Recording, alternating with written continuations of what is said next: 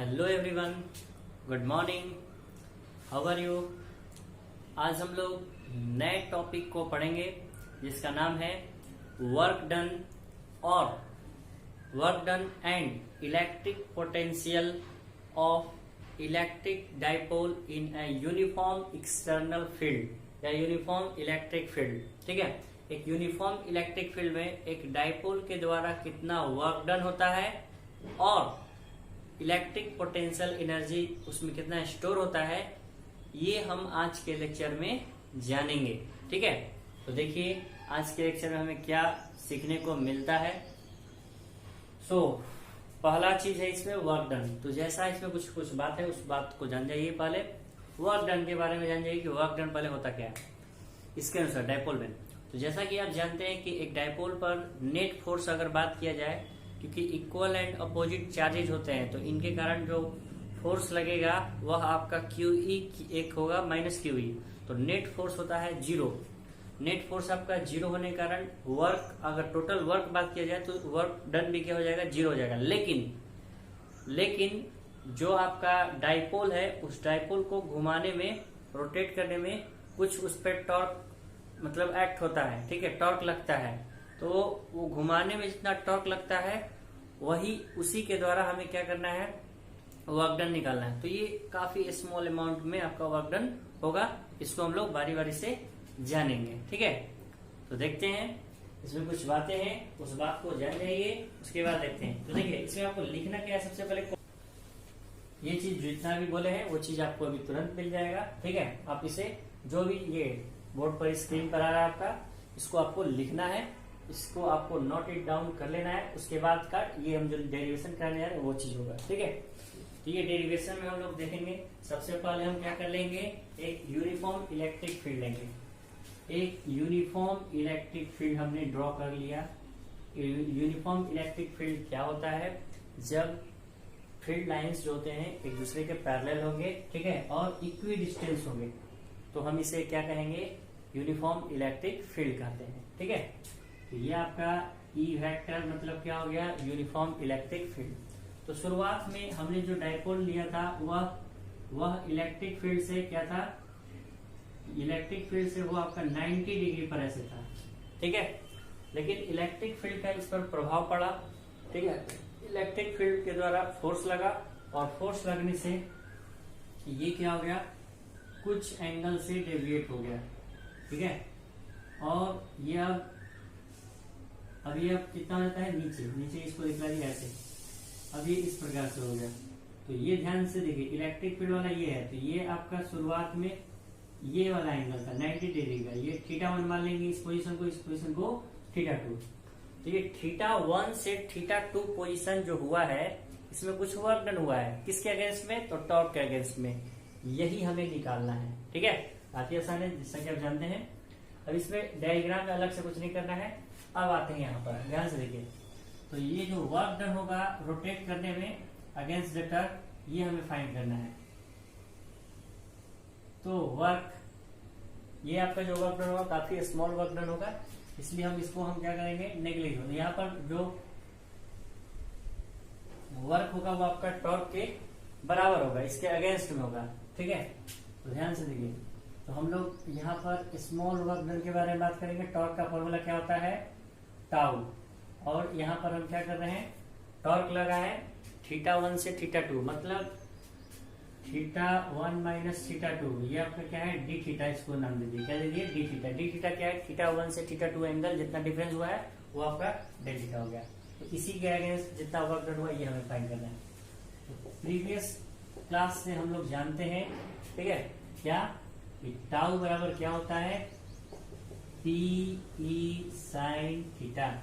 Tau बराबर क्या होता है, PE sin थीटा।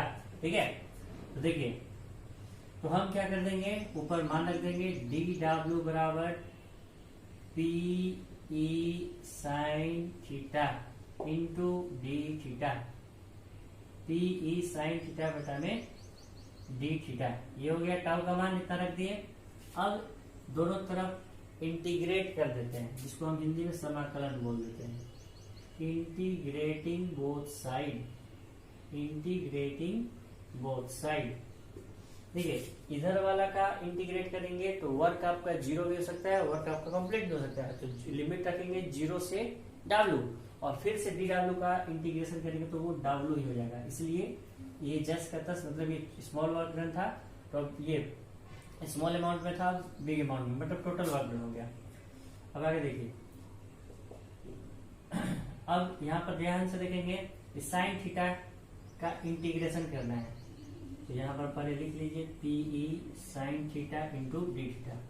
अब इंटीग्रेशन जो होता है वो थीटा वाला का ही होता है, तो इसके लिए ये कांस्टेंट है पीई। और एक और चीज, यहाँ पर कहाँ से कहाँ था, शुरुआत में इनिशियल पोजीशन क्या था θ1 और बाद वाला पोजीशन क्या था θ2। अब W बराबर क्या होता है, जो आपका वैल्यू था पीई, इसको बाहर निकाल देंगे, पीई इसको बाहर निकाल देते हैं, बचा क्या θ1 से θ2, ठीक है, और उसके बाद sign theta into d theta. आपको पता होना चाहिए क्या, साइन थीटा का जो इंटीग्रेशन होता है वो क्या होता है, माइनस ऑफ कॉस थीटा। ये आपको पता होना चाहिए, ठीक है। तो देखिए एक स्टेप और यहाँ लिखा जा सकता है, W बराबर पीई, ठीक है, ये डॉट मल्टीप्लाई नहीं है, माइनस कॉस थीटा। उसके बाद ये वाला जो लिमिट है जस्ट पता यहाँ लिख दिया था, यहाँ θ1 लोअर लिमिट, अपर लिमिट θ2, ठीक है। तो अब हमें क्या निकल, अब इसी को आगे हम ले चलते हैं, इसको पहले इतना लिख लीजिए, उसके बाद हम इसको रब करने जा रहे हैं। इतना हो गया, आगे बढ़े, चलिए देखते हैं।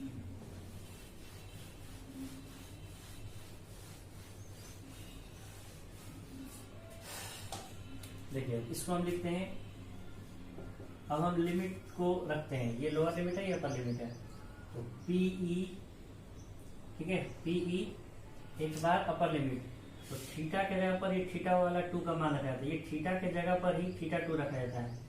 तो क्या कर देंगे, minus cos θ2 minus upper limit minus lower limit होता है, ठीक है, मतलब ऊंचे वाले में से निम्न, मतलब उच्च सीमा माइनस निम्न सीमा होता है, अपर लिमिट माइनस लोअर लिमिट, तो माइनस इसके लिए दी है। अब यहाँ पर भी इस लिमिट को टेंस कराएंगे, तो minus cos theta, minus cos θ1 है तो 1 लिख दिया, ठीक है। अब आगे देखिए, ये हो जाएगा पीई माइनस कॉस θ2 और माइनस माइनस क्या हो जाएगा, प्लस कॉस θ1। अब हम θ1 वाला को पहले लिख लेते हैं, तो PE cos θ1 minus cos θ2। Since θ1 शुरुआत में कितना था, तो ये तो पता है कि 90 डिग्री पर था, कितना था, 90 डिग्री पर था, θ2 नहीं पता था। तो चलिए θ2 आपका 0 डिग्री, ये θ2 आपका 30 डिग्री भी हो सकता है, 45 डिग्री भी हो सकता है और 60 डिग्री भी हो सकता है, इसलिए जो भी हो वहां पर थीटा के यहाँ पर थीटा रख देंगे, क्लियर है। अब आगे देखिए, इस वैल्यू को हम यहाँ रखने जा रहे हैं, इस वैल्यू को यहाँ रखेंगे, W बराबर PE cos 90 degree minus cos θ2 के यहाँ पर थीटा रख देना है। तो W बराबर पीई कॉस 90 का मान आपको पता होना चाहिए 0 होता है, और ये जस्ट का तस वैसे ही लिख देंगे। तो W बराबर क्या हो जाएगा, पीई, ठीक है, पीई और यहाँ पर माइनस हो जाएगा कॉस थीटा, माइनस इसका बाहर खींच दिए, हो जाएगा ना।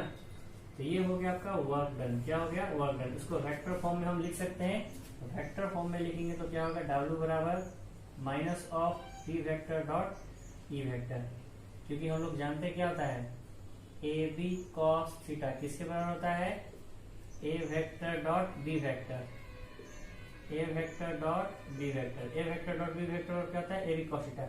यहाँ से पहले से कॉस थीटा के रूप में है और बाद में हमें डॉट के रूप में लिखना है, तो ये हो गया वर्क डन, ठीक है।